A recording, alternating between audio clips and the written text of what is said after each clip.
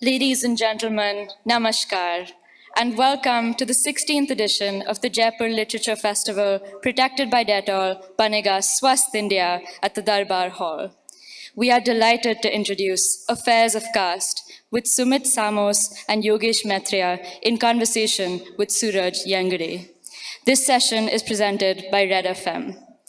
In his memoir, Affairs of Caste, A Young Diary, Sumeet Samos, writer, scholar, and rapper, interweaves the experiences of his childhood with an anthropological understanding of the histories and cultural politics of the Desia land. Through his writing and music, he examines the inequities and anomalies of the caste system with special preference to contemporary urban and academic spaces. Yogesh Maitreya is a publisher at Panther's Paw publication, which focuses on bringing forth Dalit literature. Celebrated scholar Suraj Yengde's book, Caste Matters, challenges deep-seated beliefs about caste and unpacks its many layers. He is also co-editor of the award-winning anthology, The Radical and Ambedkar, Critical Reflections. Together, they discuss navigating present-day systems of caste through their work and the paths they outline to dismantle them. I'm super excited to introduce our superstar panelists, the first of which is Sumeet Samos, a writer, artist, and anti-caste student activist from Odisha. He has recently published a book titled Affairs of Caste, A Young Diary. His research interests are caste, cosmopolitan elites, Dalit Christian history, and student politics. Next, we have Yogesh Maitreya, a poet, translator, essayist, and publisher at Panther's Paw publication. He is also a PhD scholar at the Tata Institute of Social Sciences, Mumbai, working on the history of anti-caste music in the state of Maharashtra. And last but not least is Suraj Yengde, a DPhil candidate at the Faculty of History at the University of Oxford. Author of the bestseller, The Vital Caste Matters, and a co-editor of the award-winning anthology, The Radical and Ambedkar, Critical Reflections, he is also a columnist at the Indian Express, where he runs the only caste-centric column in the world. He is also founder and curator of the Dalit Film Festival and the co-founder of Equity and Policy.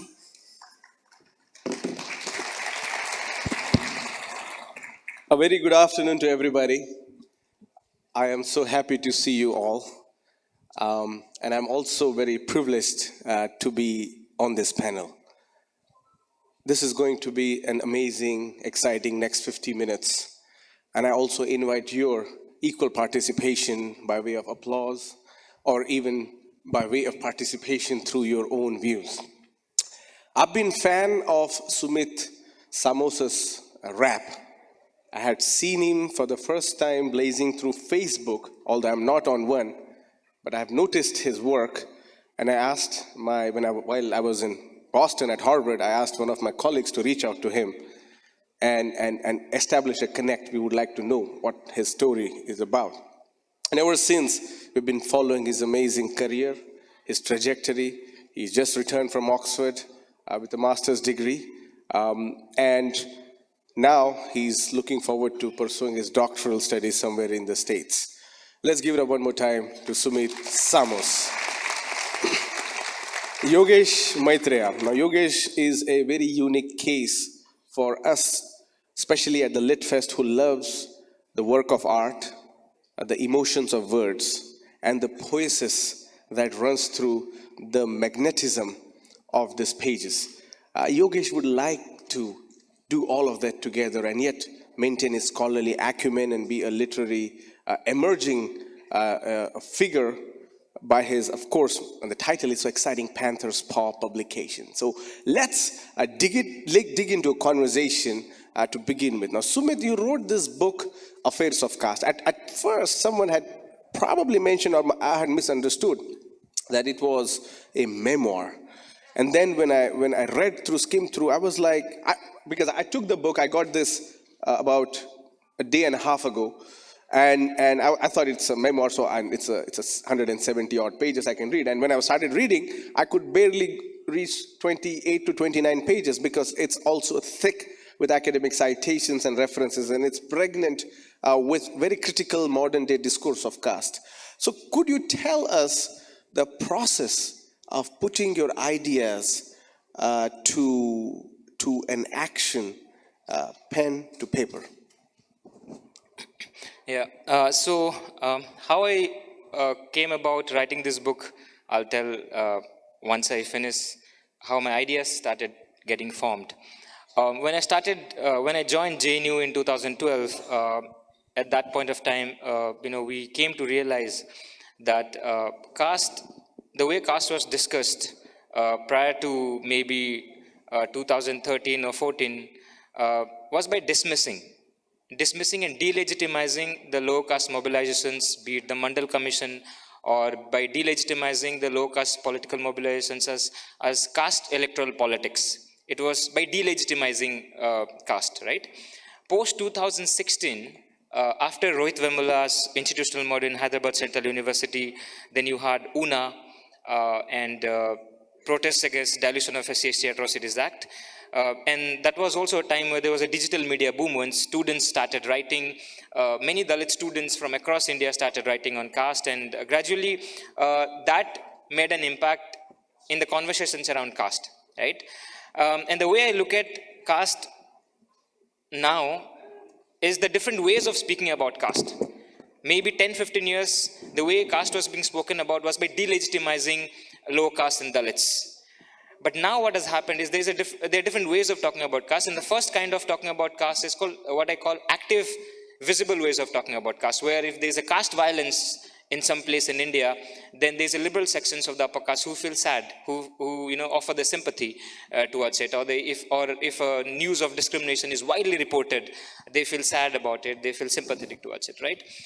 And the other way is, you find this very orthodox right-wing Hindu upper caste, whenever there's a violence or case of discrimination, they try to delegitimize it by saying that, it is fabricated, or there's some conspiracy theory. And that's one of the main reasons why they try to even dismiss SGST Prevention of Atrocities Act by saying that the Dalits are filing false cases, right? The other ways of talking about caste is what I call the hidden transcripts. And what is this hidden transcript? Many people I've met, even in Jaipur Literary Festival, some of them told me, I don't believe in caste, right? So when you say you don't believe in caste, is it to say that you don't believe in the notions of superiority and inferiority, or is it that you don't believe in caste means to say that that caste doesn't exist? What does it exactly mean? This can mean two different things, right? So what I mean by hidden transcripts, and I think Professor Surendra Jotka is here, and he has spoken about how the top to down approach, like how the state intervenes. Then there is bottom-up approach where different caste groups try to empower themselves or fight for their collective rights. And there is something called sideways approach, right? Where you see forces like modernization, globalization, liberalization, all of that impacting.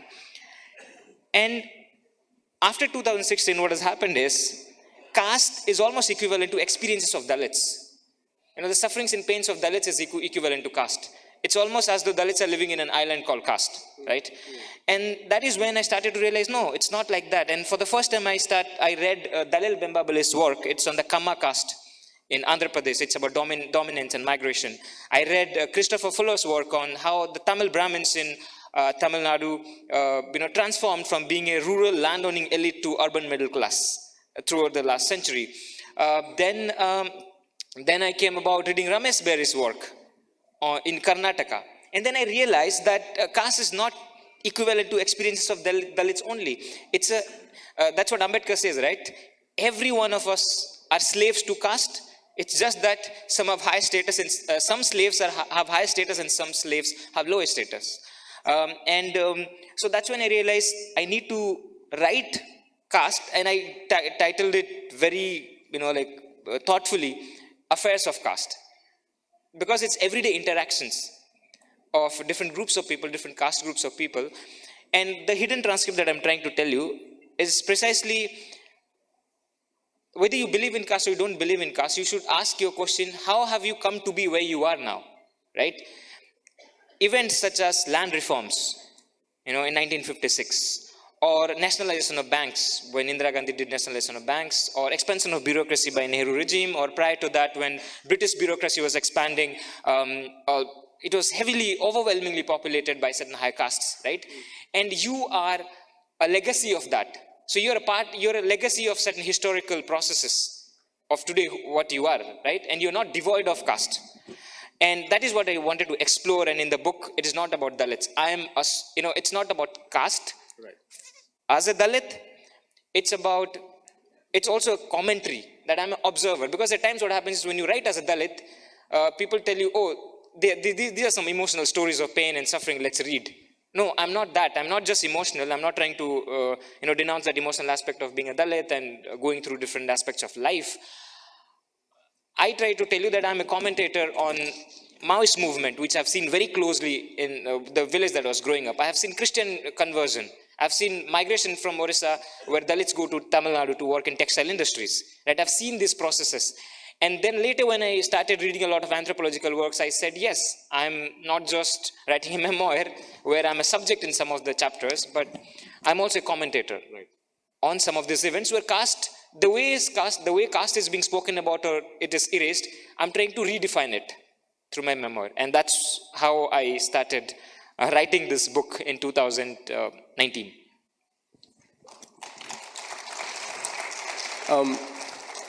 It's more like when people question you, even in ceremonies such as this, to going back to Sumit, your point about the hidden transcripts, as you call it, it's more like we are threatened by your presence here. So let's negate the existence of caste. And let's not put a prism of that. Now, Yogesh, you have been putting out amazing titles, and you're somebody who's been writing for a longer time. I mean, your background itself is an inspiration. I mean, your story coming from the ragged colonies, from the hinterlands of Vidarbha, to then really going to Mumbai and establishing a Dalit-centric, caste, anti-caste perspective laid Panther spawn. What did it come to you when this manuscript was proposed to you? Tell us, make us go through the process of what was going on. Thank you, Suraj, and thank you, Sumit. I think I remember in 2019, was it like Mathrubhumi festival? So that was the first time I happened to meet Sumit, and then in the night, I think by dinner time, like we started discussing. So we started just talking, not even discussing anything. Sumit started telling me the story of his life, like how did he manage to go to school and all these things. And being a publisher, I immediately found a story there. So I said, like whether you can convert your tales into a story or a book. And then I think then it took 3 years. And in between, there are a lot of ups and downs. But I think, and the process itself was like, at one point, we completely, lost touch with the production process and all. But I think more than the process, I mean, for me, the story is important because, I like to cite a small couplet of a Marathi anti-caste poet called Loknath Eshwan, which I translated in English. He says in Marathi, जात असते विद्युत प्रवाहासारखी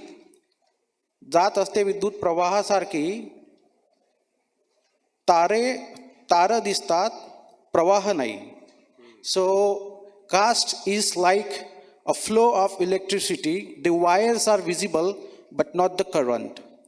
So when the people who deny the existence of caste as notion as anything else, they were basically helped by caste, they were basically privileged by caste, and they were basically their existence, whatever the existence they have, the privileges, the prosperity, it is because of the caste. People who are shocked by it will definitely write, and they will write in order to abnormalize the existence of caste. So when we write about, when people say that, like, whatever stories we write, like the Sumit's book, like you said, like by 28 pages, and you find it, you thought it's a memoir basically, but that is the reason I did not categorize it, because it's a lot of things. This book is lot of things. It's not even, it's memoir, it's part autobiography, it's part commentary, it's part analysis of the entire emotional, what you call the dialectics, how this how this dialectics is formed in wherever our colonies are, and how that dialectics shaped our emotion, not only our emotions, but our ability and our dimension to logicize and reason the world around us. And that is the reason we see the world the way we see it. And for that matter, you need to read it basically. So I think we first, as a publisher, when I was desperately, seeking Sumeet to publish this book and get it published, in between, he was traveling, then there were admission, a lot of things. I think I wanted people to read this story which happened in last 10 years, and it is actually a contemporary thing, right? And it is a very, when you read it, you find it very difficult to navigate, because there is so much into that that you need to understand the context of our life. So I think Sumit gave a lot of references, because the people, when you start understanding the lives of our people, there are simply not many histories and the stories to validate those, right? Even people find it difficult to pronounce our names because they were not very often spoken, right? So, you go to any state, but people can speak like Khanna, Kapoor, Malhotra, because they were they were there in the movie, they were in the popular culture, right? So, I think journey as a publisher, and also with the Sumit's book, is to arrive, make sure that this book will arrive as a story first. And I think we arrived as a story first, and then in your eyes, we arrive as a human. If not for our books, if not for our stories, if not for our ancestors who have written the stories, like there is a saying in Dalit Basti that you go there and you throw a stone, wherever it goes, a poet will come. So that is the plethora of writers we have, that is the plethora of hunger we have for the writing, but we did not have many resources and the mechanism, the means of production basically. So while writing, I also focus on this, and one of the annoying thing publisher does is he is behind the writers to get it done. And I think at some point Sumit also felt irritated, because I was constantly like, why just write it, get it complete, why publish it? So that is how it came into being. That's right. That's excellent. I think the site as the self as a site, where the self is a archaeology of archives, as well as self as a site of ethnography. I think that's a very unique perspective, that when the people who are deprived of expression and word, when they do, that's the kind of textual interpretations that they bring about. And speaking of this talent and art and creativity, I would like to give a shout out to my dear brother here, native of Rajasthan, Anurag Minus Verma. Let's give it up to Anurag Minus Verma. Why don't you stand up, Anurag, right there? Anurag runs a podcast called Anurag Minus Verma. He's a star. Now let me throw some statistics at you. His podcast is ranked in the globe among the top 1.5% of podcasts that is coming out. Second statistics, he is among the top 1% of podcasters in the world who are shared widely. And I think this is the kind of credible, and Anurag has this legacy of interspersing caste with the typeface of various narratives that doesn't really register beyond academic circles. Sumit, Bharati, you call her Savitri's daughter, who happens to be a mother. And the story of her life was incredible. And you really bring out the personal in her, how she would take care of her. A nurse, studied until 10th standard and got herself, and who was a very devout Christian. Could you tell why Bharati? is a characterization of Savitri's daughter for you, especially in Odisha? I think it goes back. The reason I wanted to write about my mother was, for the first time when I started reading on Dalit women writings, writings on Dalit women, not by Dalit women, there's a lot of testimonials, that it was mostly about rape and violence and sufferings and pain. Of course, but my mother in the village, not just my mother, the Dalit women that I grew up around, they faced various forms of discrimination and various forms of caste practices. Yet they're also very resilient. They had humor. They had they used to dance. At times they would drink. They would just go out. They would they would organize festivals. So those are the kind of women that I'd seen around me, and it's the reason why nursing as a profession became popular among a certain section of Dalit women was because of missionaries. The German missionaries in Orissa, as late as in the early 20th century, they started building hospitals and some educational institutions. And then on, a section of Dalit women who got education there, they were, trained to be nurses in that place. But my mother came from a very, very, very poor family. And so after studying 10th, she wanted to be a sweeper in one place. And somehow there was some Christian group who told her, we can put you in a nursing a school, and so that's how she came to this thing. The reason I want to write about her also is because she's someone who navigated both the state as well as the Maoist movement. Right. While I was growing up, till standard 6th, I lived in my village. After that, I was put in a boarding school outside, and so I remember once when if you keep confronting with the police, and something happens to you, you're sick, you're unwell, you come to the local nurse or A&M. And my mother would be that person. So they would ask her, we'll give you this much of money and you get us the medicines from the hospital. And then my mother would be, she would be like, no, if I get caught, then I would be in trouble, right? And that is when I realized, and there's a lot of narratives there because I've read people like George Kunnath, Bela Bhatia writing about Maoist movement in Bihar and Bengal and other parts of India, Jharkhand, where there's this very binary narrative, right? Either the people are against the state or they are for the state. Somewhere there's this binary. There is no, this that everyday life of how you negotiate with the Maoists and how you negotiate with the state, because if you're caught as an informer of the state, even if somebody in the village out of jealousy tells you that you're informer of the state, they'll wipe you out. And if somebody tells you that you're helping the Maoists, then the state will come and catch you. So my mother had a very, delicate period of her life, and I remember Maoist cadres would come in front of a house, and some of them would shout, "Hey, Didi," that masculine arrogance, and my mother would be cooking behind in the house, and she wouldn't go. He would say, "Wait," and she would sit for 10 minutes, and then later she would go, right? And so everybody was scared of her, but they respected her because without her, there wouldn't be nothing.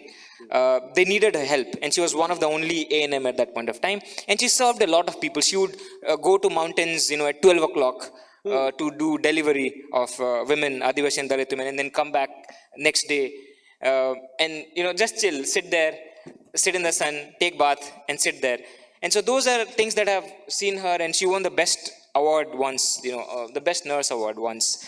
And she also was the first person who threw the Hindu gods and goddesses in the river, because they were treated, and the community that I come from is the Dome community, who usually, they burn dead bodies in the cremation grounds.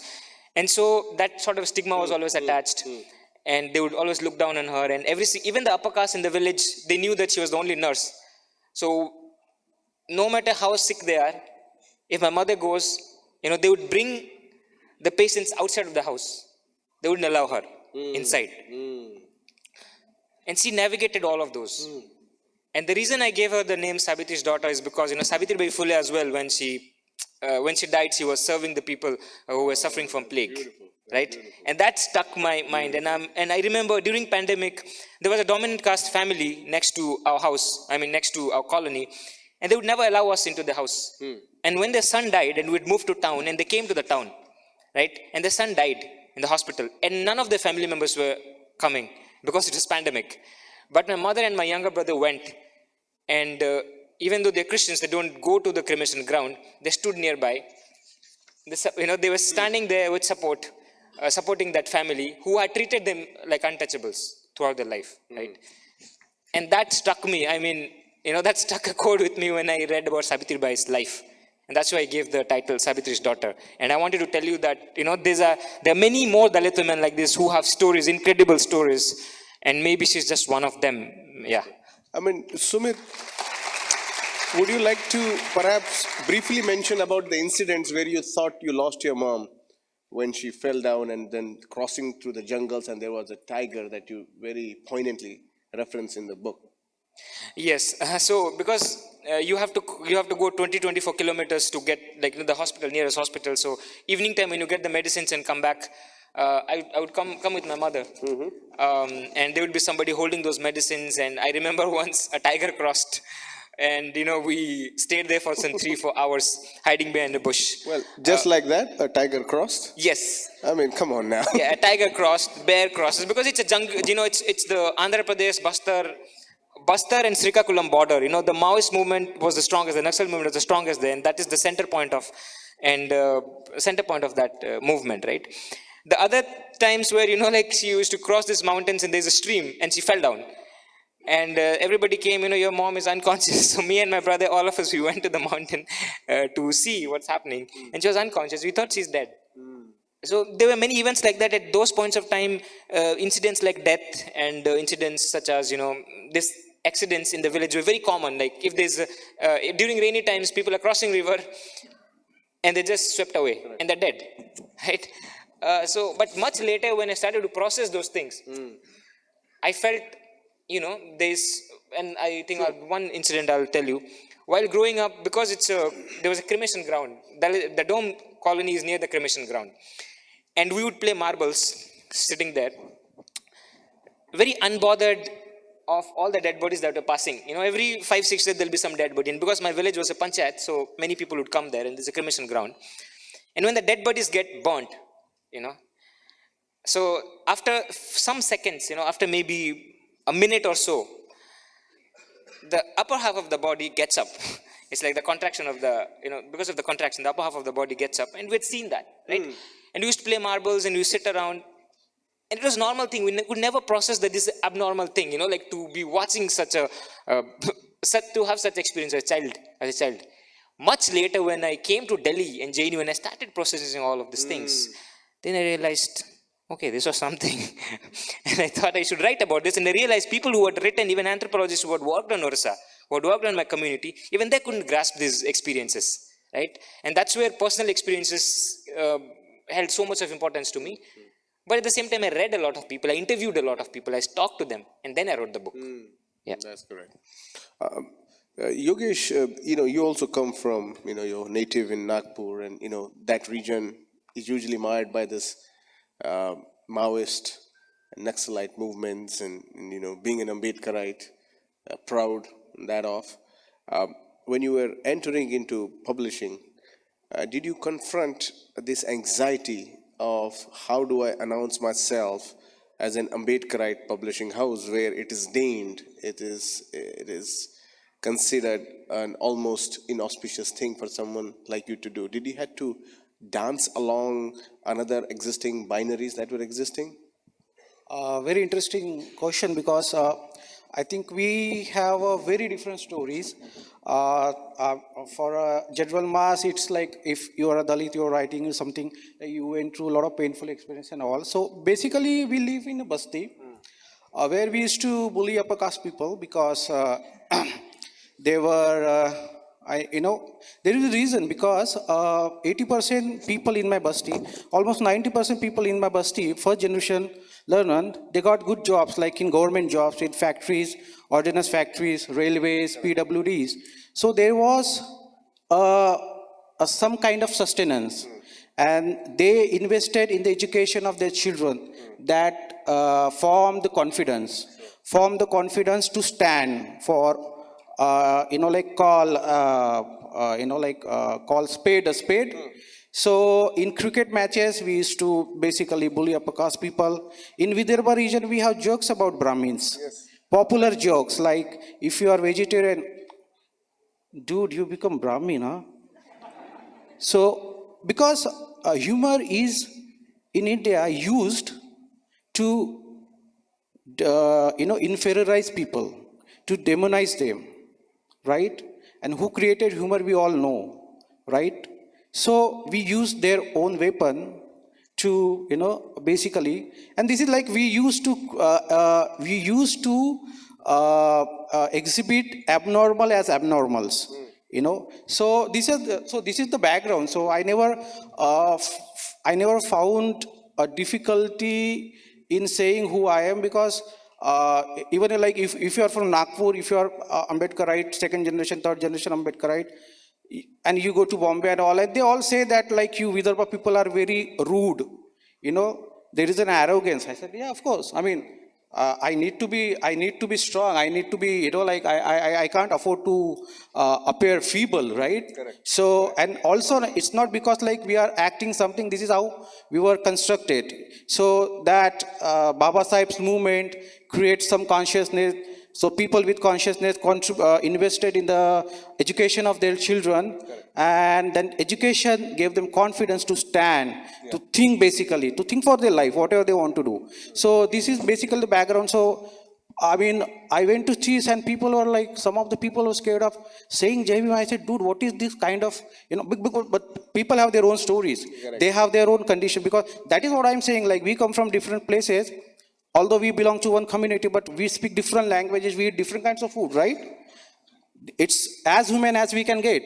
So, but then the problem is with the Savarna media, this society, civil society, the so-called literary pundits, they think they have this category, that the bracketed lens with which they see particular communities in India. So I wanted to basically, like, I'm like, wherever I go, like I say Jai Bhim. So that's as normal as for me. Correct. But then I saw that fear of just saying Jai Bhim when you go to when you just move around Savannah people, right? So I never felt that kind of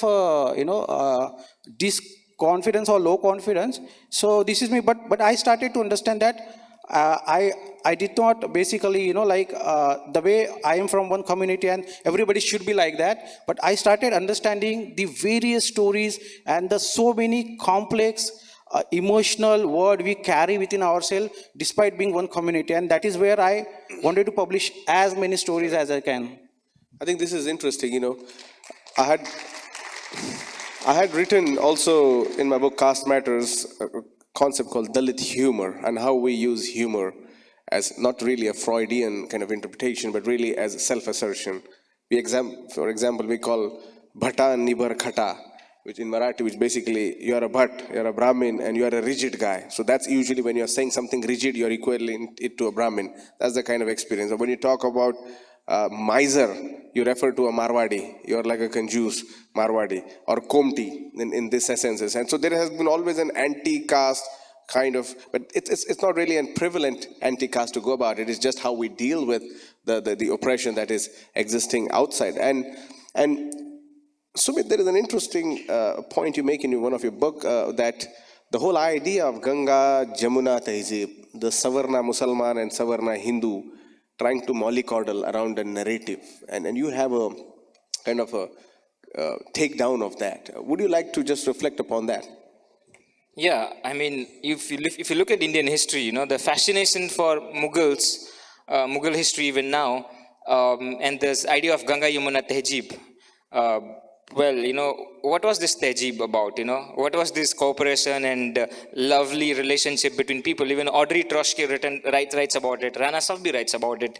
That Banaras mein the Musalman was the Dewan and the Hindu was the king. Sort of a thing. But who are the people who were burning dead bodies in Banaras?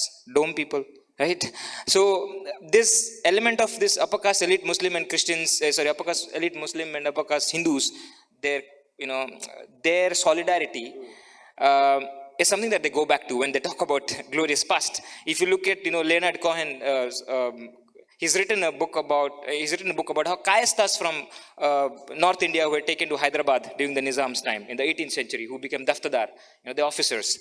Or you took a look at, even Rosalind Hanlon writes about it. Most of these Deccan kingdoms, you had these elite Muslims hiring Brahmins as ministers, and the Kayasths are scribes and all of these things, right? So they go back to that. And I always have this problem, I always have this problem of this binary history. I mean, okay, you can enjoy the forts and palaces and, the Sairis and all of that, but I don't find myself there. So then where is my history? My history starts, in the late 19th century, that when Dalits went from villages to city to work in railway tracks, dockyards, or textile mills, and not just Dalits, a majority of lower castes as well. During even the pre-colonial times, during the Mughals or other regional states time, there's something called labor market, right? Like army labor market. It was only a tiny section of the peasant castes who would go during the summer, fight, come back, and then till the fields, like work in the fields, right? So then what are we talking about? Whose history are we talking about? Like, does it represent majority of Indians? Does it represent a majority of the lower caste and Dalits, even Adivasis for that matter? Or does it represent the Northeast, where there was no Mughal rule? Does it represent Tamil Nadu? Does it represent Kerala? Did it have any kind of, did Mughal rule go, beyond some parts of Andhra Pradesh? No, it didn't. Right? So whose history are we talking about? And that dominance of, going back to Muslim history and Hindu history and trying to, I understand this is the time where, there is a strong force trying to create this binary of, oh, look, Muslim rulers came and killed Hindus. That is the inferiority complex of right-wing people. They want to go back to past, like, oh, you people, treated us like this. Now we are also going to do that. I understand that. But at that point of time, the rulers had their own alliances. Rajputs had alliances with Mughals. All of these people had alliances with each other. It was, for a lot of times, even the destruction of temples and destruction of shrines, all of that was for occupying a different territory, for political power. And people like Tipu Sultan, I mean, you might hate him or like him, but people like Tipu Sultan at a point of time, they're protecting some of the mutts. Also, Yeah. just to add one more point, Brahmins also converted to Islam. And they never talk about conversion. Like in Maharashtra, there are a lot of Brahmins, especially on the coastal side. They were converted to Islam when Islam was a political force and the dominance. So they like to be close to the power, and anything can be done to be close to power, right? They even wrote a Upanishad during Akbar's time, I guess. I forgot the name, but they wrote a Upanishad during that time, praising Akbar. So I think this entirety of examining India through a very religio-social praxis has really come at the cost of majority, almost 85% of India's agency. And that really engulfs into creating a history of a minoritized or majoritized way of understanding and estimating history. And in this sense also we see politics of representation really becomes tokenistic, that you can't really talk about your issues unless you have to adhere by this or that way. And I think this narrative that you're bringing out, both of you, is really the narrative that India or South Asia kind of has to imagine, which is through the lens of caste, which is the common breathing essence that regulates the country in today's modern republic. Briefly, I was asked today, and we think about the question of gender. But what I would like you all to respond to is, when you talk about gender, talk about the gender from perspective of a Savarna woman. We would like to reflect on what is your reflection on how gender operates among Savarna women. Have you had any experience and encounters, and how does it really manifest in our everyday body politic? Yes, there were, I think, two events I would like to narrate. One was when we were growing up. Of course, there's this fascination at times in the Dalit colony to, everything that is further, seems fascinating to you. And so you can never interact with the upper caste women usually. So there's this fascination of a section of the Dalit men, like of a fascination. Like it's so further, right? Then the Dalit women who talk about it, they would say, because they go and work in their houses as maids or as helps, they would tell that this Maithili Brahmin women, even after this Dalit women washes the dishes, they would again put it into water. They'll clean it and again they use it. So these are the narratives they would tell us. And this idea of the Dalit women being, very aggressive, all over the place, she's drinking also, she's roaming around, she's going to work, coming back.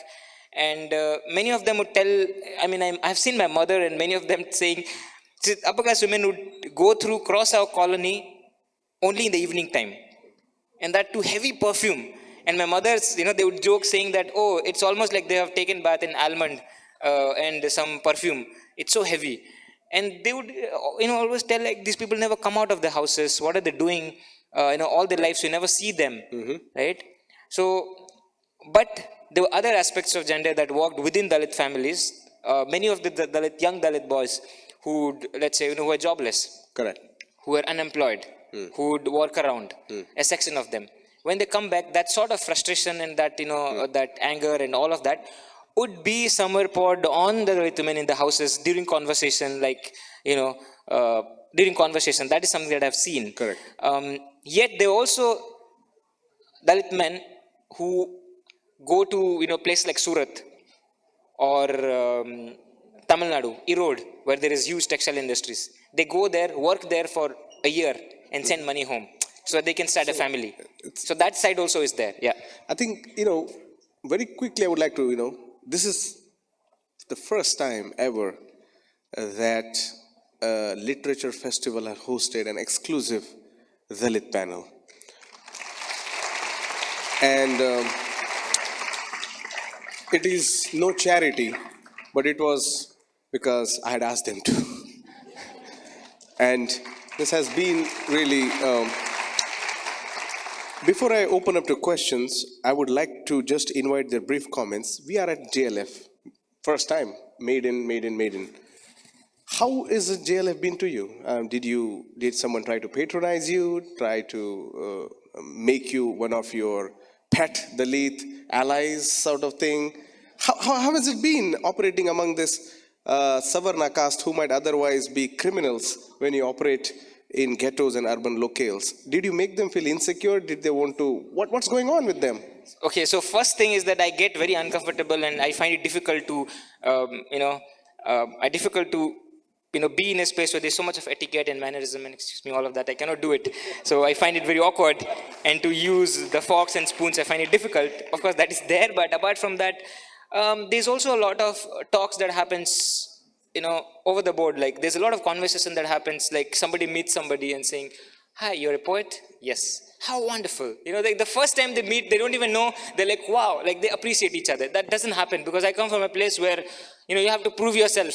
Like even after going to Oxford, my parents are like, you don't have a job. What does it matter?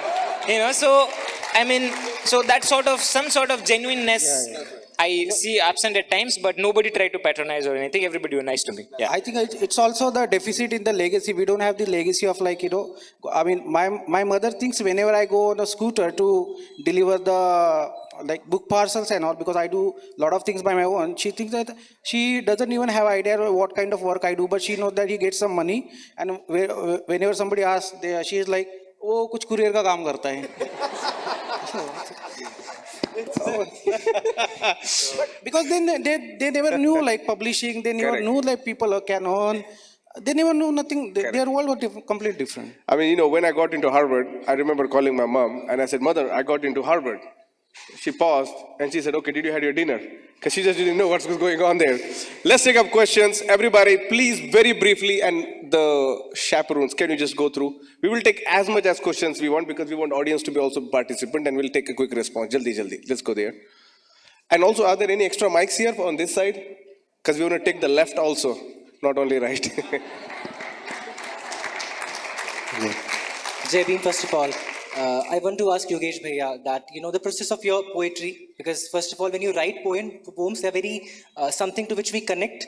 But at the same time, those are poems for the first place. They are not Dalit poems or talking about Dalit exclusively. And what I found completely fascinating in your poems is that they are poetry in the truest sense it could be. So first of all, I want to know the process of your poetry. Secondly, when you write as a poet and it's coming out as Dalit in that matter, how do you dissociate that कि मुझे कविता लिखनी है, मुझे शायरी लिखनी है, मुझे label नहीं होना. I don't want to be labeled in that sense. Like when we listen about Shailendra, जब उन्होंने लिखा तो लोग वो छुपाना चाहते थे कि वो एक दलित हैं ताकि वो survive कर जाए. शायद इस समय में we don't need to be work in that or function in that place. So what would be your advice to a young writer or some young artist in that? अभी हम अंबेडकर की औलाद है, उनको देना माइक, वो मैडम को. Yes, please you. Hi, quickly. So I recently overheard this conversation and I don't remember the premise, but what struck me was somebody telling the other person, you don't look like Dalit. Yeah. So I want to ask that, like, do you come across that, and how do you navigate this? Like, what is this looking Dalit that some Savarna people talk about? We look like us. Anybody here? Yes, you, please. And also let's take to that gentleman right there. Can anybody? Sumit, there are so many sociological narratives on caste. It starts from Homo hierarchicus to M.N. Srinivas. Right. There are so many. So which particular stand that you take to, narrate your own self? Theoretical perspective. Yeah. Yes, you. Somewhere there? Yes. Yeah. Hi. My granddad was a missionary doctor among Dalits, and he has incredible stories about the resilience of Dalit women. And it's amazing because Darwin talks about the survival of the fittest, not survival of the comfort, those who are in comfort. And the Western narrative has always been about the suffering reaching up through ordeal. You look at Homer's Odyssey, you look at Virgil's Aeneid, you look at the suffering Christ, right? There are stories and narratives about people raising the bar through struggle and suffering. How is it that the community of the Dalits can create a narrative of raising the bar with the notion of suffering and pain? There's one lady here and the one someone at the back who I couldn't see, but she had raised her hand. Yes, you, ma'am. Yes, you. Can we also get the mic to the ma'am right at that end? So, in the middle, yeah. Yeah, my question is, the audacity of government to, you can see that syllabus, in the syllabuses, they are taking down the Dalit history from the syllabus. On the same time, they are actually observing Ambedkar. And even it's not about the one government. I'm coming from Kerala. So the Kerala government actually observing Rohit Demile, and on the same time, they are being silent about the KR Narayan issue that's happening right now in Kerala. There's a caste discrimination happen in an institution. So how can we analyze the political side, political parties stand on these issues, like right and left? Right. Let's take the question over there. Yes, ma'am, you. Yeah. Hi, I have two quick questions for Sumeet. The first one being that when you were in JNU, you were a part of BAPSA. So what's your stand on identity politics for Dalits? And the second one being that a lot of discussion happened around the Muslim upper caste and Hindu upper caste hegemony in India. But do you think that in the present context and politics of India today, it's important that there needs to be Dalit and Muslim solidarity as well? And how do we talk about that? Thank you. So I'm looking for a last scan I can only take two questions. One, and then at that end, that ma'am here. Can anybody just give them?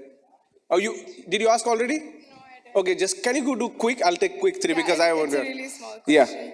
Yeah. My question is, why do you think people find the need to label other people? It's just a very reflective question. I mean, out of all the experiences that I've heard from all of you, I can see that you've been through a lot of experiences which talk about why certain people think of you that the way they do. So why do you think that people find the need and have the urge to label other people in a certain way? Sorry, I have to push you because we just have because I'm going to get them common response. Very quick right there. I'm sorry, I cannot take you, unfortunately. Ask them after, yes.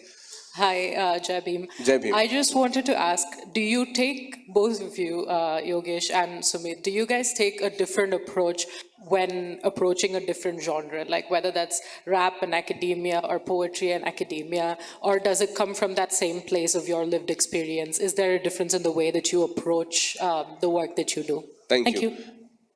Final question right there, please. Very quick. Yes, please go there. Probably this is the most involved audience we have got here because we want them to. Very quick, yes. Hi, I am Manya Malavalia and I have to repeat my surname at least thrice, so struck the chord right there. That's one. And my question is to Mr. Yogesh. I don't remember the year, but I ordered the bundle of books, the 10 bundle of books that you right. So I've read all of them, but the book that stayed with me the most was of Oppressor's Body and Mind.